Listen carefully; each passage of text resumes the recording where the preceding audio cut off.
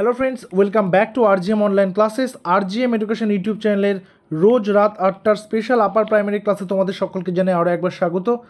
Upper primary TET পরীক্ষা 2025, যেটা কোর্টের অর্ডার অনুযায়ী মার্চ 2026-এর মধ্যে হওয়ার কথা রয়েছে, সেই পরীক্ষার প্রস্তুতি কিন্তু আমাদের চলছে কন্টিনিউয়াসলি। আজকে ক্লাস নাম্বার 24 আমরা পেডাগোজির আরও কিছু বাছাই করা প্রশ্ন ডিসকাস করব, কারণ পেডাগোজিতে যত ক্লিয়ার হবে তোমার কনসেপ্ট, তত বেশি তোমরা কিন্তু পরীক্ষাতে অ্যান্সার করতে পারবে। তো আজকে সেটা প্রথম প্রশ্ন রাখছি, গতকাল যেখানে শেষ করেছিলাম সেখান থেকেই বাকি অংশটা আজকে কিন্তু করিয়ে নেব। শিশুদের ত্রুটি মানে কি? মিস্টেক্স, তাই তো, ভুল, ভ্রান্তি, মিস্টেক্সগুলো। শিশুরা কতটা উদাসীন তার প্রতিফলন করে, মানে শিশুরা পড়াশোনা সম্পর্কে কতটা অসচেতন, কতটা উদাসীন, সেই বিষয়টা দেখে। বারবার অনুশীলন করতে বলে অবিলম্বে সংশোধন করা উচিত, মানে তাকে বারবার বলতে হবে যে ভুল হতেই পারে, সেটাকে প্র্যাকটিস করে সেটাকে তাড়াতাড়ি ভুলটাকে কমিয়ে দাও। শিক্ষণের একটি অংশ এবং তাদের চিন্তাধারার মধ্যে একটি অন্তর্দৃষ্টি সৃষ্টি করে, নাকি শিক্ষণ প্রক্রিয়ায় অর্থহীন? সঠিক উত্তর কী হবে?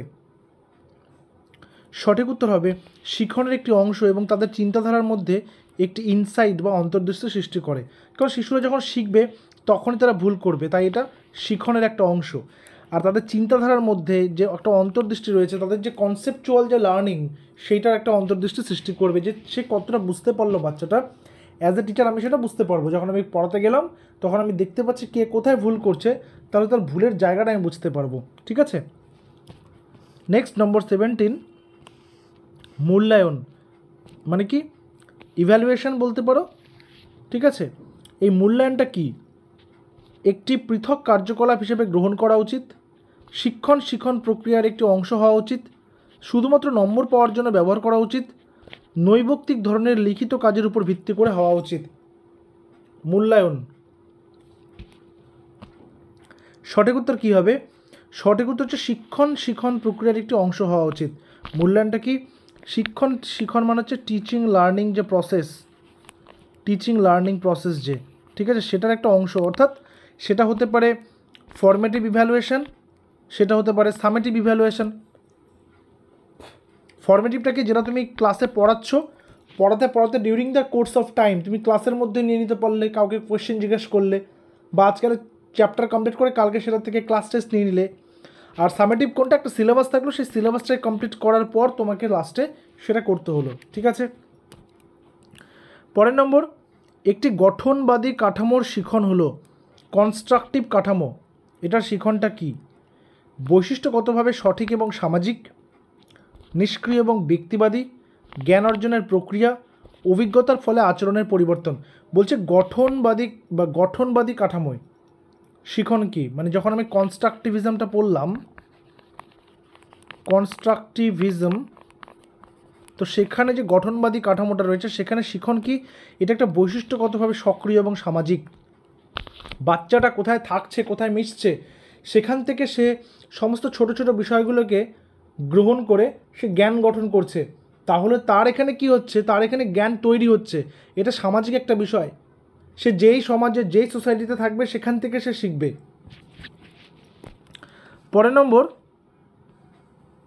নিচের কোন নীতিটি নির্দিষ্ট করেছে কি যে শিক্ষার্থীরা ভালো পারদর্শিতা অর্জন করতে পারে না, যে শিক্ষার্থীরা ভালো পারদর্শিতা অর্জন করতে পারে না তারা মনে করে যে তারা যথেষ্ট ভালো নয় এবং হতাশ বোধ করে, তখন তারা চেষ্টা না করেই বা কাজ করার জন্য জেদ না রেখে সহজেই হাল ছেড়ে দিতে পারে। কী হবে সঠিক উত্তর? জ্ঞান এবং প্রক্ষোভকে পৃথক করা যায় না, জ্ঞান এবং প্রক্ষোভ সম্পর্কযুক্ত নয়, বংশগতি এবং পরিবেশকে পৃথক করা যায় না, নাকি বংশগতি এবং পরিবেশ সম্পর্কিত নয়? কারেক্ট অ্যান্সার, জ্ঞান এবং প্রক্ষোভকে পৃথক করা যায় না। কেন? জ্ঞানটা কি? নলেজ। প্রক্ষোভটা কি? প্রক্ষোভ মানে কি? আমি যখন কোনো একটা জিনিস শিখব তখন সেটার প্রতি আমার যে বিভিন্ন রকম ইমোশনস, ঠিক আছে, আমার চাহিদা, ইমোশনসের মধ্যে চাহিদাও পড়ছে। জ্ঞান লাভের যে আমার উৎসাহ, আমার যে চাহিদা, সেটাও একটা কিন্তু প্রক্ষোভ। তো এখানে জ্ঞান এবং প্রক্ষোভকে পৃথক করা যাবে না। তোমার যদি শেখার ইচ্ছা নাই থাকে, চাহিদা নাই থাকে, তাহলে তুমি শিখতে পারবে না। ঠিক আছে, সো অপশন নাম্বার এ হচ্ছে এখানে কারেক্ট অ্যান্সার। একজন শিক্ষক শিশুদের কার্যকর সমস্যা সমাধানকারী হতে উৎসাহিত করতে পারেন। কার্যকর সমস্যা সমাধানকারী বা ইফেক্টিভ প্রবলেম সলভার, সেক্ষেত্রে কী করবেন? পাঠ্যপুস্তকের সমস্ত প্রশ্নের ধাপে ধাপে সমাধান লিখে দেবেন। পাঠ্য বই থেকে অনুরূপ প্রশ্নের উত্তর দেওয়ার জন্য প্রচুর সুযোগ দিবেন। পাঠ্যপুস্তকে প্রদত্ত তথ্য না বুঝে মুখস্থ করার উপর জোর দেবেন। দেখো, মুখস্থ করতে দেওয়া যাবে না কিন্তু। শিশুদের স্বজ্ঞাত অনুমান করতে এবং সমস্যার একাধিক সমাধান দেখতে উৎসাহিত করবেন, মানে ডাইভার্জেন্ট থিঙ্কিং, ডাইভার্স লার্নিং। ঠিক আছে, তাহলে এটাই হচ্ছে অ্যান্সার। বাচ্চারা যেখানে অনুমান করবে, নিজে থেকে ভাববে এবং তার পাশাপাশি যেখানে তারা একই সমস্যার ভিন্ন ভিন্ন সমাধান তৈরি করবে, ডাইভার্স থিঙ্কিং করবে, তাহলে তাদের ক্রিয়েটিভিটি বাড়বে। তাই বাচ্চারা কী হবে? ক্রিয়েটিভ হবে। ঠিক আছে, নেক্সট নাম্বার 21, এমন একটি পদ্ধতির ব্যবহার যেখানে শিক্ষকের নিজস্ব উদ্যোগ এবং প্রচেষ্টা জড়িত থাকে, তার একটি উদাহরণ হলো। এমন একটা পদ্ধতির ব্যবহার করতে বলছে যেখানে শিক্ষকের নিজস্ব উদ্যোগ এবং প্রচেষ্টা জড়িত থাকে, তার একটা উদাহরণ হলো ড্যাশ, আন্তঃব্যক্তিগত বুদ্ধি, অবরোহী পদ্ধতি, শিক্ষার্থী কেন্দ্রিক পদ্ধতি, গতানুগতিক পদ্ধতি। সঠিক উত্তর শিক্ষার্থী কেন্দ্রিক পদ্ধতি, বা যেটাকে আমরা বলবো চাইল্ড সেন্ট্রিক। ঠিক আছে, চাইল্ড সেন্ট্রিক যে সিস্টেম বা যে পরিকাঠামো সেটা। সরি, দুঃখিত, একটু টেকনিক্যাল ফল্ট। নেক্সট চলে আসি পরের নম্বরে কী রয়েছে? পরের নম্বরে রয়েছে বুদ্ধি সম্পর্কে নিচের কোন বক্তব্যটি সঠিক? বুদ্ধি সম্পর্কে নিচের কোন বক্তব্যটি সঠিক? ঠিক আছে, একটু দেখে নাও। বুদ্ধি হলো অভিন্নভাবে চিন্তা করার ক্ষমতা। অভিন্নভাবে মানে কি? যেখানে আর অন্যরকমভাবে চিন্তা করা যাবে না, একটাই পদ্ধতি, একভাবে করতে হবে। বুদ্ধি হলো অভিজ্ঞতার ফলে আচরণের তুলনামূলকভাবে স্থায়ী পরিবর্তন। বুদ্ধি হলো বংশগত বৈশিষ্ট্য যা স্মৃতি এবং যুক্তির মতো মানসিক কার্যকলাপের সঙ্গে জড়িত। বুদ্ধি বহুমাত্রিক বা বিভিন্ন ক্ষমতার সঙ্গে জড়িত এবং বুদ্ধির অভিক্ষা দ্বারা সম্পূর্ণভাবে পরিমাণযোগ্য নয়। সঠিক উত্তর হবে বুদ্ধি বহুমাত্রিক বিভিন্ন ক্ষমতার সঙ্গে জড়িত এবং যা বুদ্ধির অভিক্ষা দ্বারা সম্পূর্ণভাবে পরিমাণযোগ্য নয়। তুমি যতই আইকিউ টেস্ট নাও না কেন, একবার এক এক রকমের রেজাল্ট আসবে। ঠিক আছে, তো তুমি এটা বলতে পারবে না যে আইকিউ টেস্ট নিয়ে বা মানে বিভিন্ন রকম যে পরীক্ষা রয়েছে, অভিক্ষা রয়েছে, সেগুলো নিয়ে কিন্তু যে তুমি বলতে পারবে না যে তার এটাই পরিমাপ, কনস্ট্যান্ট বলা যাবে না। ঠিক আছে, এবং বুদ্ধি কিন্তু বহুমাত্রিক হবে, একদম একমুখী হবে না কখনোই। নম্বর 23, নিচের কোনটি মুখ্য সামাজিকীকরণের সংস্থা? মুখ্য সামাজিকীকরণ মানে সোশ্যালাইজেশন। ঠিক আছে, সোশ্যালাইজেশনের ইনস্টিটিউট কোনটা? পরিবার, বিদ্যালয়, সরকার নাকি মিডিয়া? মুখ্য কোনটা? মুখ্য পরিবারটাই। বাচ্চাটা বেশিরভাগ সময়টা কিন্তু বাড়িতেই থাকছে, পরীক্ষা মানে পরিবারেই থাকছে, তারপর সে স্কুলে আসছে। তাই প্রধান সে কেমন সামাজিক বৈশিষ্ট্য সম্পন্ন হবে সেটা কিন্তু তার পরিবার তাকে ঠিক করে দেবে। সো অপশন নাম্বার এ হচ্ছে এখানে সঠিক উত্তর। এবং এর পাশাপাশি বিদ্যালয়েরও একটা বিশেষ ভূমিকা থাকে প্রত্যেকটা বাচ্চার সামাজিকীকরণে। যা পিয়াজের তত্ত্বের প্রধান বিবৃতি হলো কি? শিশুদের চিন্তাভাবনা বড়দের থেকে নিকৃষ্ট, শিশুদের চিন্তাভাবনা বড়দের থেকে উচ্চতর, শিশুদের চিন্তাভাবনা বড়দের থেকে পরিমাণগতভাবে আলাদা, শিশুদের চিন্তাভাবনা বড়দের থেকে গুণগত মানভাবে আলাদা। যা পিয়াজের তত্ত্বের প্রধান বিবৃতিটা কি?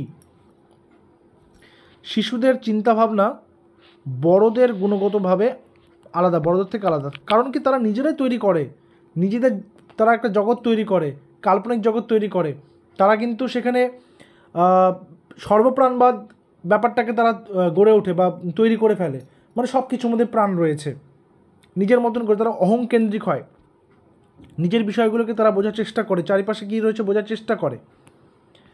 নেক্সট নম্বর 25, লিঙ্গ হলো একটি ড্যাশ, জৈবিক নির্ধারক, মনস্তাত্ত্বিক সত্তা, সামাজিক নির্মাণ নাকি অর্থনৈতিক ধারণা? সঠিক উত্তর লিঙ্গ কি? এটা হচ্ছে একটা সামাজিক নির্মাণ, অর্থাৎ মানে সোশ্যাল বা সোসাইটি যেটা তৈরি করে দিয়েছে। ঠিক আছে, যে লিঙ্গের যে পরিকাঠামো, লিঙ্গের যে কনসেপ্ট, লিঙ্গের যে স্টিরিওটাইপ, ঠিক আছে, স্টিরিওটাইপ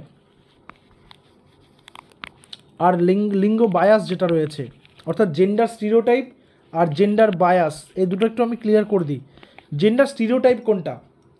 ছেলেরা কাজ করবে, টাকা কামাই করবে, মেয়েরা সংসার সামলাবে, এটা হচ্ছে জেন্ডার স্টিরিওটাইপের সবথেকে প্রচলিত এক্সাম্পল। সেই কারণে এটা দিলাম, কারণ হচ্ছে মনে রাখতে হবে জেন্ডার স্টিরিওটাইপ সেই বিষয়গুলোকেই বলে যেটা গতানুগতিকভাবে দীর্ঘ সময় ধরে চলে আসছে।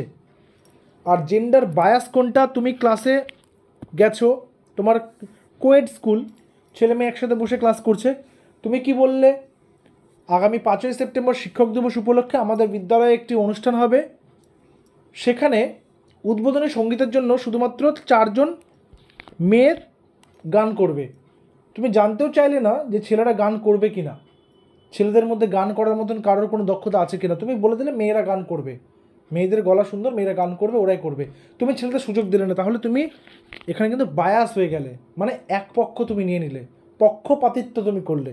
তাহলে জেন্ডার স্টিরিওটাইপ হচ্ছে সমাজে প্রচলিত একটা ধ্যান ধারণা, আর জেন্ডার বায়াস হচ্ছে তোমার নিজের দ্বারা তুমি কোনো যদি কাউকে পক্ষপাতিত্ব করো তাহলে সেটা, ঠিক আছে।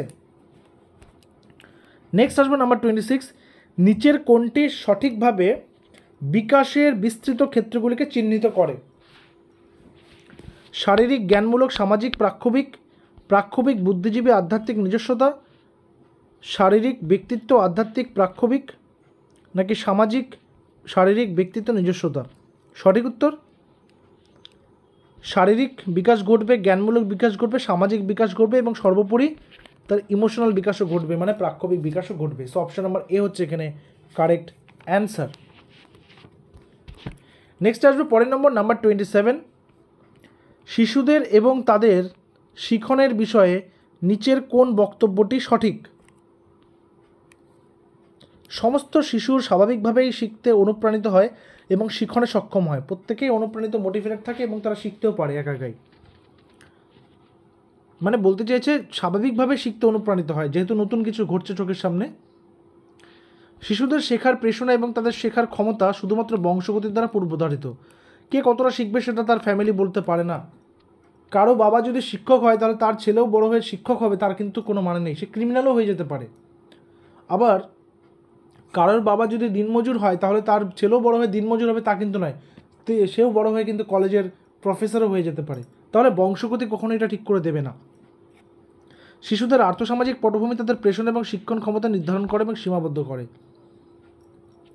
এটা তো বলা যেতে পারবে না, কারণ আজকে যখন আমরা ইনক্লুসিভ ক্লাসরুম পড়ছি, ইনক্লুসিভ এডুকেশন পড়ছি, যেখানে ভিন্ন ভিন্ন আর্থসামাজিক পরিস্থিতি থেকে আসা বাচ্চারাও সবার সঙ্গে সমানভাবে সুযোগ পাচ্ছে, তাহলে এটা কখনোই আমরা বলতে পারি না যে সীমাবদ্ধ করবে।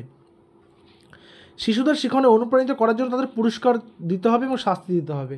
তাহলে তো এটা কী হয়ে গেল, তাকে প্রভোগ করা হচ্ছে, ঠিক আছে। প্রভোগ করা তো যাবে না বাচ্চাদেরকে, তাহলে এটাও কিন্তু ভুল। তাহলে সঠিক উত্তর কি? সমস্ত শিশু স্বাভাবিকভাবে শিখতে অনুপ্রাণিত হয় এবং শিখনে সক্ষম হয়, ঠিক আছে। পরের নম্বর, প্রগতিশীল শিক্ষার শিশুদের দেখা যায়, বা প্রগতিশীল শিক্ষায় শিশুদের দেখা যায় ক্ষুদ্র প্রাপ্তবয়স্ক হিসেবে, নিষ্ক্রিয় অনুকরণকারী হিসেবে, অনুকরণ মানে যে নকল করে, যে কপি করছে, সক্রিয় অনুসন্ধানকারী হিসেবে। সক্রিয় অনুসন্ধান মানে কি, যে হচ্ছে খুব বলা যেতে পারে যে খুব সব কিছু নিয়ে তার প্রশ্ন, উৎসাহিত, যে সবসময় কৌতূহলী। ফাঁকা স্লেট হিসেবে। সঠিক উত্তর সক্রিয় অনুসন্ধানকারী হিসেবে। আর এই যে ফাঁকা স্লেটটা দেখতে পেলে এখানে একটা কথা বলবো, বিশিষ্ট দার্শনিক জন লক, তার একটা কিন্তু বিখ্যাত উক্তি রয়েছে যে জন্মের সময় প্রত্যেকটা মানুষের মন থাকে সাদা অলিখিত কাগজের মতো বা শূন্য কক্ষের মতো। পরবর্তীতে সে জ্ঞান লাভ করে, অভিজ্ঞতা লাভ করে এবং সেগুলো দিয়ে তার কিন্তু জীবনটা জ্ঞানে পরিপূর্ণ হয়, ঠিক আছে। নেক্সট নম্বর 29, লে ভাইগটস্কির মতো শিখন হলো। লে ভাইগটস্কি আসলে মাথায় যেন সবার প্রথমে জেপিডি বা জেডপিডি আর স্ক্যাফোল্ডিং, এই শব্দ দুটো মাথায় আসে, ঠিক আছে। এগুলো ভুলবে না, ভুলতে দেবো না আমি তোমাদের। রেগুলার ক্লাস করছি, রেগুলার এগুলো প্র্যাকটিস হচ্ছে, তোমাদের ভুলতে দেবো না কোনো মতেই। তো জেডপিডি বা zone of proximal development, scaffolding, এগুলোর প্রবক্তা হচ্ছেন লে ভাইগটস্কি। লে ভাইগটস্কির মতো শিখন হলো ড্যাশ। এটি একটি সামাজিক কার্যকলাপ, সোশ্যাল ডেভেলপমেন্ট থিওরি, ঠিক আছে। সোশ্যাল ডেভেলপমেন্ট আমি লিখে রাখছি পাশে। সোশ্যাল ডেভেলপমেন্ট থিওরিও কিন্তু লে ভাইগটস্কি দিয়েছেন। এবং আজকের সেটের শেষ প্রশ্ন, তারপর তোমাদের হোমওয়ার্ক দেব। নিচের কোনটি প্রাক সক্রিয়তার পর্যায়ে একটি শিশুকে চিহ্নিত করে? প্রাক সক্রিয়তা স্তর, মূর্ত সক্রিয়তা স্তর, ঠিক আছে। বিভিন্ন স্টেজগুলো, সেন্সরি মোটর স্টেজ, ঠিক আছে। বৃত্তাকার প্রতিক্রিয়া, লক্ষ্য নির্দেশিত আচরণ, বিলম্বিত অনুকরণ, নাকি চিন্তার অপরিবর্তনীয়তা? এখানে সঠিক উত্তর হবে অপশন নাম্বার ডি, চিন্তার অপরিবর্তনীয়তা। ঠিক আছে, আজকে তোমাদের যেটা হোমওয়ার্ক সেটা হচ্ছে অপারেন্ট অনুবর্তন বা অপারেন্ট যে অনুবর্তন রয়েছে বা কন্ডিশনিং, অপারেন্ট অনুবর্তন বা অপারেন্ট কন্ডিশনিং, এটা কে প্রবর্তন করেছেন। ঠিক আছে, তো এটা হচ্ছে আজকে তোমাদের হোমওয়ার্ক থাকলো। এবং আজকের সেটে ক্লাস শেষ করার আগে বলে রাখি, আমাদের আরজিএম এডুকেশনের সম্পূর্ণ তত্ত্বাবধানে আপার প্রাইমারির কিন্তু ক্লাস চলছে। আপার প্রাইমারি নতুন এবং এই বছরের শেষ ব্যাচ এটাই। সেখানে তোমরা জয়েন করতে পারো। আমাদের অফিসিয়াল হোয়াটসঅ্যাপ নাম্বার 9564345236, এই নম্বরে তোমরা হোয়াটসঅ্যাপ করবে। ঠিক আছে, আপার প্রাইমারি ব্যাচ লিখে তোমাদেরকে সমস্ত ডিটেলস কিন্তু দিয়ে দেওয়া হবে। দেখা হচ্ছে পরবর্তী ক্লাসে। Till then stay connected with RGM education YouTube channel. Thank you very much.